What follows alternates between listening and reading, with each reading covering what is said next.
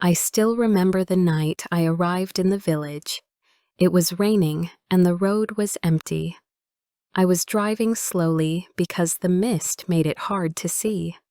I had left everything behind in London. My job, my friends, and the woman I thought was my best friend.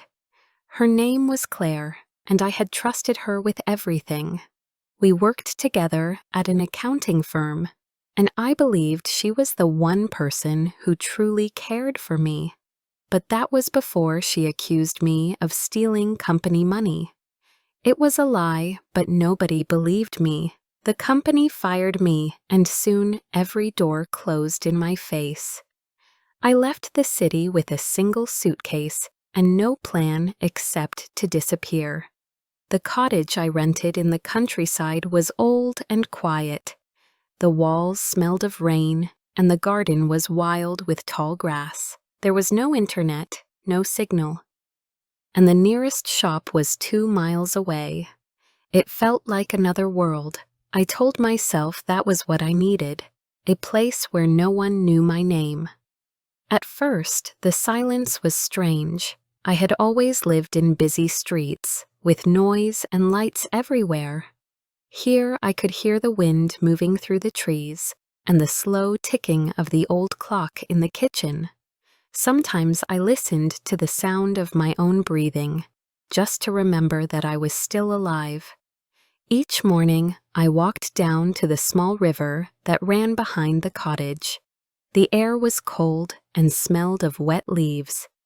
I often watched the light move across the water and tried to think of nothing. I did not want to remember the office or the look on Claire's face when she said those words. I felt as if my whole life had been stolen in one moment. I found small jobs to do for the people in the village. I helped an old woman clean her attic. I painted a fence for a farmer. I repaired books for the librarian at the small school. They paid little, but I did not care. I wanted work that kept my hands busy. The villagers were kind but quiet. They did not ask questions, and I was grateful for that. In the evenings, I sat by the window with a small lamp beside me. Sometimes I read. Sometimes I watched the dark fields outside. The light from the cottage fell softly on the wet grass, and I liked to imagine it was the only light in the whole world. It made me feel safe. Before we continue, I would love to know where you are listening from. Which city, which country? Share it in the comments below. And if you are enjoying this story so far, please subscribe to hear more every week. One night in late autumn, I could not sleep. The wind was strong, and it made the windows shake. Around midnight, I heard a sound outside. It was light, like a small cry. At first, I thought it was the wind again. Then I heard it once more. A thin, weak sound. I went to the door and opened it. The rain had stopped, and the moon was bright. There was something small at the edge of the garden, near the path. I walked closer, holding the lamp in my hand. That was when I saw her. A baby. She was wrapped in a thick blanket, wet from the rain. Her face was red from crying.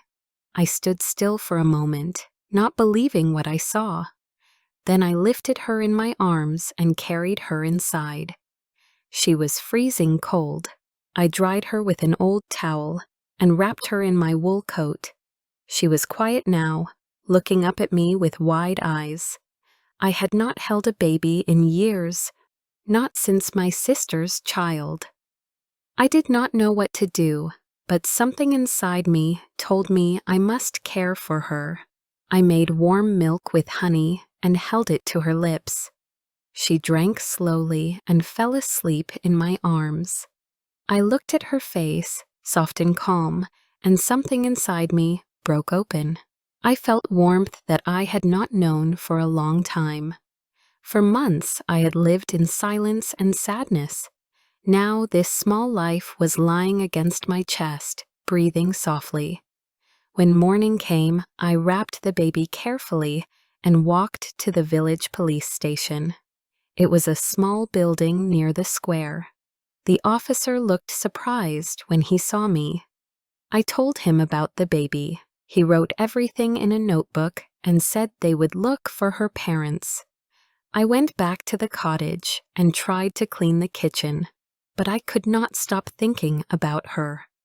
3 days later, the police still had no news. No one had come forward. The newspapers had a small note about a missing baby, but there was no name.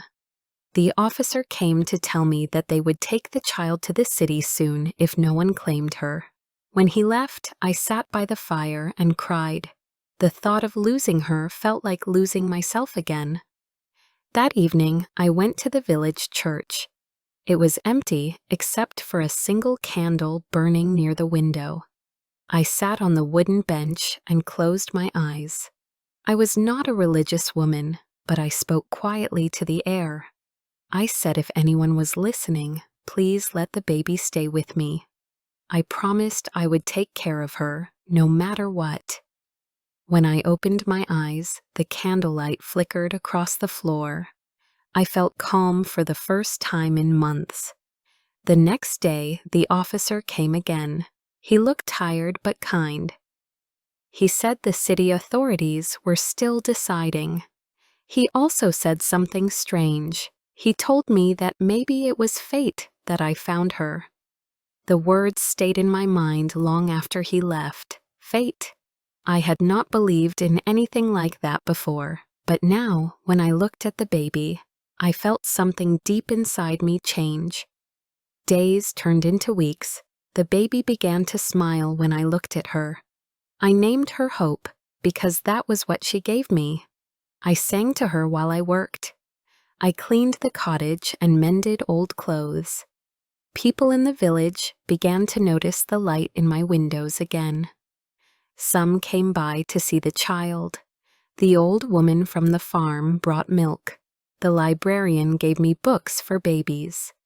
For the first time since I came to the village, I felt part of something again. Still, I often thought about the night I found her. Who had left her there? Why at my door? Sometimes I looked out of the window at the path, hoping to see someone in the distance, but no one came. I began to wonder if maybe she was meant for me all along. Winter came and snow covered the fields. Hope grew stronger every day. She learned to crawl and laugh. I watched her play near the fire and felt a peace that I had never known. The pain from my past began to fade little by little. Sometimes memories of Claire still hurt me, but they no longer controlled me. The sound of Hope's laughter was louder than my old sadness. One afternoon, I took her to the river. The ice was thin on the water, and the sunlight made it shine. I stood there with Hope in my arms and thought about how my life had changed. The woman I had been in London no longer existed. I was not that person anymore. Here in this quiet village, I had found a new beginning. But fate, I was learning, is never finished. Because on a cold evening in February, as the light began to fall, I saw someone standing at the end of the path. A stranger. He was tall and still, his face hidden by the fading light. My heart began to beat faster. I held Hope close and stepped outside. The snow crunched under my shoes. When I reached the gate, the man spoke softly. He said he was looking for the woman who found a baby one stormy night. I looked into his eyes. There was something in them that I could not read. He said the baby's name was Emma, not Hope, and that he had come to take her home. I felt the world stop around me. The wind was cold on my face, but I could not move. Hope's hand was on my shoulder, her breath warm against my neck.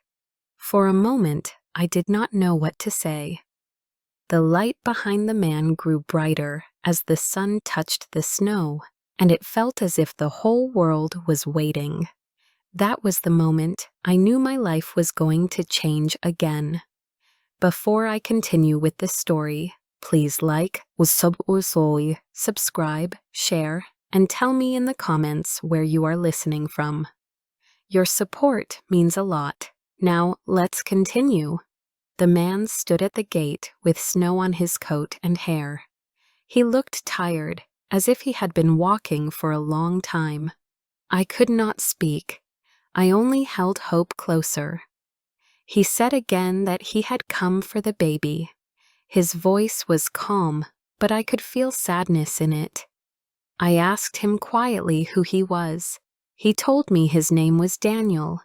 He said he was the baby's uncle. For a moment, I thought I had not heard him correctly. I asked him what he meant. He said that his sister had died a few months earlier, and that the baby's father had disappeared. The child had been left with someone who could not take care of her. One night, that person had left the baby outside my house. I listened to him and felt the ground move under my feet. It was hard to believe that everything he said was true. Daniel said he had searched for the baby for weeks. He had spoken to the police and followed every report. When he finally came to this village, someone told him about me. They said a woman was living alone in a cottage near the river, taking care of a small child. I asked him if he had proof. He showed me a photograph. It was old, printed on paper, but the baby in it was clearly the same one sleeping now in my arms. Her face, her eyes, even the small birthmark near her ear. My hands shook as I looked at it. I told him I needed time to think. He nodded and said he would stay at the inn in the village. He did not push or threaten me. He simply said that he hoped I would let him visit the baby the next day. Then he walked away through the snow until I could no longer see him. That night I did not sleep. I sat by the fire with hope in my arms and listened to the wind outside. My heart felt heavy and confused. For more than a year, she had been my whole world. The thought of losing her felt impossible. But if what he said was true, could I keep her? Was it right to? In the morning, I walked to the village to speak with the police. The same officer who had helped me before looked at the photo and listened to Daniel's story. He said it seemed honest. He asked Daniel a few questions about the baby's mother, about dates and places. Everything matched. The officer said that legally, the child belonged to her family. I felt my stomach twist, but I said nothing. Daniel turned to me and thanked me for saving the baby. He said he could never repay me for what I had done. He also said that he could see how much I loved her. Then he surprised me. He said he would not take her away at once. He wanted to visit her first and let her know him slowly. He came the next afternoon. Hope was sitting by the window, playing with a small wooden horse. When he walked in, she looked up at him and smiled. He sat down carefully on the floor near her. He spoke softly, and she watched him with curiosity. He stayed for only an hour, but when he left, she reached out her hand toward him. I saw his eyes fill with tears. In the days that followed, he came often. He helped me carry wood, and sometimes he brought food from the village shop. He never spoke much about his own life.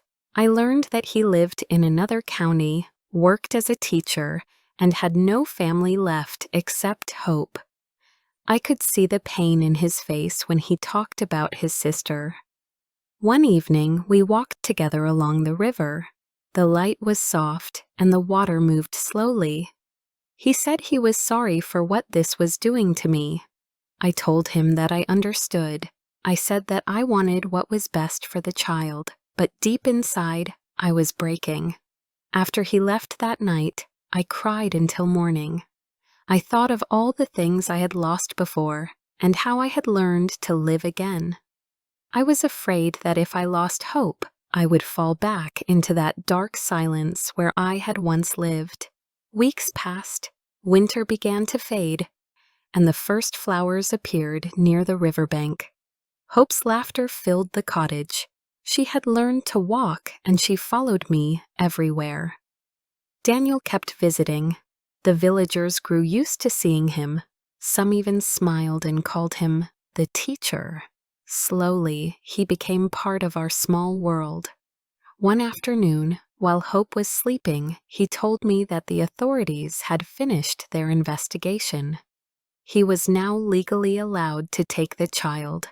I felt a sharp pain in my chest. He said he would not take her far. He had found a house in a nearby town where he could give her a good life. He asked if I wanted to visit sometimes. I nodded, unable to speak. That night, I walked to the river again. The water was dark, but I could see the reflection of the moon. I thought about how much had changed since the day I found Hope at my door. She had given me purpose and warmth. She had made me part of life again. I closed my eyes and whispered that if I had to lose her, I wanted her to be safe and loved. The next morning, Daniel came to take her. The air was cold and still. Hope was dressed in her little yellow coat. I kissed her forehead and held her close. She laughed, not understanding what was happening. Daniel looked away for a moment. He said he would bring her back to visit me soon. Then he walked down the path with her in his arms. When they disappeared from sight, I went inside and sat by the fire. The house felt empty again. I tried to tell myself that I had done the right thing, but the silence returned, heavier than before. I went through the days like a shadow, doing small tasks and waiting for letters that did not come. 2 weeks later, I received a note. It was from Daniel. He wrote that Hope was well and that she often asked for me. He said they would visit in spring. I read the letter many times. It brought comfort, but also a strange loneliness. Spring arrived slowly.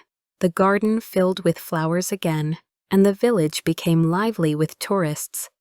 I tried to take new work and keep busy. But one afternoon, as I was returning from the shop, I saw a car parked outside the cottage. Daniel was there. Hope ran across the path toward me, calling my name. I fell to my knees and hugged her tightly. She was taller now, her hair longer, and her smile brighter. Daniel watched us with a quiet look. When I stood up, he said he had news. He told me that he had been offered a teaching job in this very village. He wanted to move here so Hope could grow up close to me. I could not believe what I heard. I asked him if he was sure. He said yes. He said he wanted her to grow up knowing the woman who had saved her life. I did not know what to say. The air around us felt lighter. Hope was already running around the garden, laughing and picking flowers. Daniel smiled and said he had found a small house near the school. He asked if I would help him settle in. From that day, everything changed again.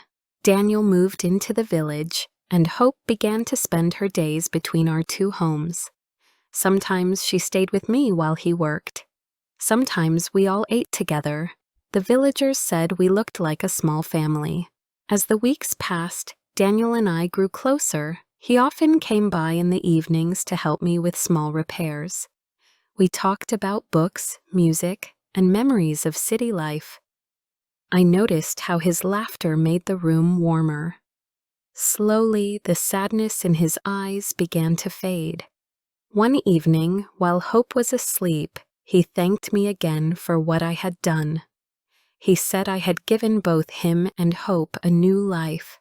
I told him that they had done the same for me. For the first time in years, I felt that I truly belonged somewhere. Outside, the sky was full of stars. The same light that had once shone on the baby in the snow now filled the cottage with a quiet glow. I looked at Daniel and smiled. I did not know what the future would bring, but I knew that I was no longer alone. The days that followed felt peaceful in a way I had never known before. Each morning, sunlight filled the cottage, and I woke to the sound of Hope's laughter. She loved to run through the garden and watch the birds near the fence. Sometimes Daniel joined us before going to the school. We sat together, drinking tea, and I felt something I had not felt in years. It was not excitement or fear, it was calm. I often thought about how everything had changed since that stormy night when I found the baby. I had been lost and alone, hiding from the world that had hurt me. Now there was life in every corner of my days. The sound of Hope playing, the smell of bread baking in the oven, the quiet joy of seeing Daniel smile when he came home from work. These small things filled the emptiness that had once lived inside me. Sometimes, when I walked through the village, people stopped to talk. They asked about Hope and Daniel. The old woman from the farm often brought us milk and flowers. She said it was good to see light in the cottage again. The librarian told me she had found some picture books for Hope. Even the shopkeeper, who had once spoken few words, now smiled when I came in. I realized that the village, which had once been silent and distant, had slowly opened its heart to me. One afternoon, Daniel asked me to walk with him to the school. He wanted to show me the garden he was planning to make for the children. The air was warm, and the sky was soft blue. Hope ran ahead of us, laughing as she tried to catch butterflies. When we reached the school, Daniel pointed to a small space behind the building. He said he wanted to plant flowers there, ones that would bloom all year round. He said it would remind the children that even after winter, there is always color again. I felt moved by his words. As we walked back, Daniel spoke about his sister. He told me her name was Lily, and that she had been kind and gentle, but life had not been kind to her. He said that when she died, he promised himself that he would find her child, no matter how far he had to go. His voice was quiet but full of truth. I listened carefully and felt my heart soften even more. I told him that Lily must be proud of him. He looked at me and said he believed that his sister had somehow guided him here. At that moment, I looked at the path ahead, and I thought about fate again. Perhaps all of this was meant to happen. Perhaps we all had to go through pain to find where we belonged. Weeks turned into months. Hope started attending the village nursery. Each morning, she waved goodbye from the gate and ran toward her friends. I began helping at the school library and sometimes read stories to the children. Life had found a steady rhythm, simple but full of meaning. One evening, when the air smelled of summer rain, Daniel came to the cottage with something in his hand. It was a letter from the city. He said it was from a lawyer. My chest tightened as I took it. I was afraid it was bad news, but when I opened it, I saw something that made me speechless. The letter said that the company where I once worked had discovered the real person who had stolen the money. It was Claire. She had confessed after being caught for another crime. The company wanted to clear my name and send me an apology. I sat down, unable to speak. All those months of shame and pain came rushing back. Daniel put his hand on mine and said softly that justice had found its way to me. I looked at him and felt tears on my face. I had waited so long for this moment, yet it did not feel like anger anymore. It felt like release. I was free from the past that had haunted me. The next morning, I walked to the river. The sun shone through the trees, and the water was calm. I threw a small stone into the river and watched the ripples spread. It felt like saying goodbye to everything that had once hurt me. I realized that I did not need revenge or more words. What I had now was peace. As summer deepened, Daniel and I spent more time together. We went to the village fair, walked through the woods, and watched the stars from the garden at night. Hope loved those evenings most. She would sit on my lap while Daniel told stories about constellations. Sometimes she would fall asleep before he finished. I often found myself looking at him when he spoke. There was kindness in every word, and I felt safe in his presence. One evening, as we sat outside, Daniel said quietly that he could not imagine his life without me now. He said that when he first came to find hope, he had thought his heart was broken beyond repair, but then he had met me. I looked at him, and I could not speak. I had felt the same, but had been too afraid to say it. The silence between us was gentle, filled with understanding. I smiled, and he smiled back. Sometimes words are not needed to know what is true. The next day, I went to the market in the nearby town. When I returned, Daniel and Hope were in the garden. They were planting flowers near the fence. Hope was covered in mud, but laughing happily. Daniel looked up at me and said that she had chosen the flowers herself. I saw the small white blooms and recognized them at once. They were lilies. I felt a lump in my throat. He said that Hope had picked them because he told her they were her mother's favorite.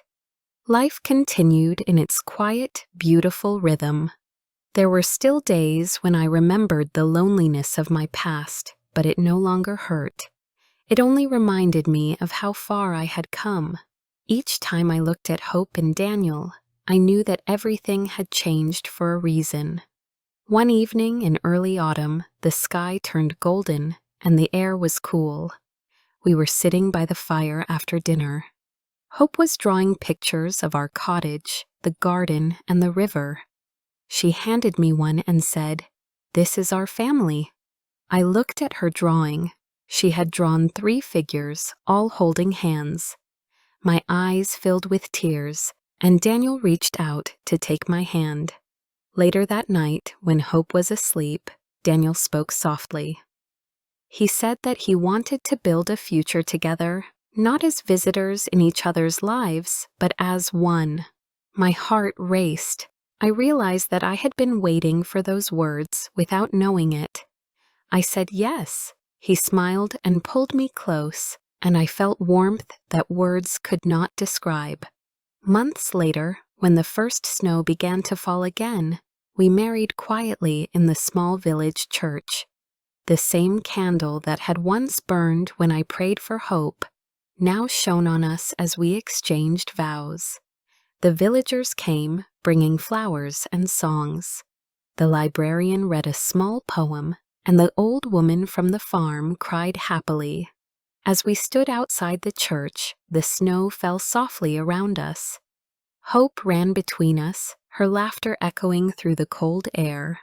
Daniel looked at me and said that the light had led him to both of us.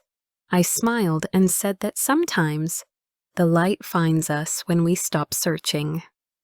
That evening, when we returned to the cottage, the fire was burning, and the room felt warm and alive.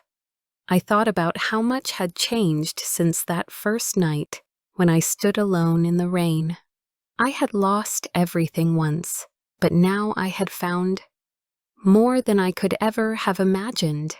As I sat by the window, watching the snow, I saw the light from the lamp fall softly across the floor. It was the same light that had shone on the baby that night. It had brought me pain and then love, silence and then laughter. It had carried me from darkness into life again. Hope ran to me and climbed onto my lap. She pointed at the light and said it looked like a star. I told her that maybe it was a star that had come close to visit us. She smiled and rested her head on my shoulder. Daniel joined us by the fire, and we sat together, the three of us, quiet but full of peace. I looked around the room and realized that I had finally found what I had been searching for all along. It was not forgiveness or justice, it was belonging. The cottage, once filled with silence, was now full of warmth and love. Outside, the snow kept falling, covering the ground in soft white light. Inside, the fire burned gently. I held Hope close and looked at Daniel. For the first time, I felt that my story was complete. If you liked my story, please like. Han mas au kaminant nesa shion.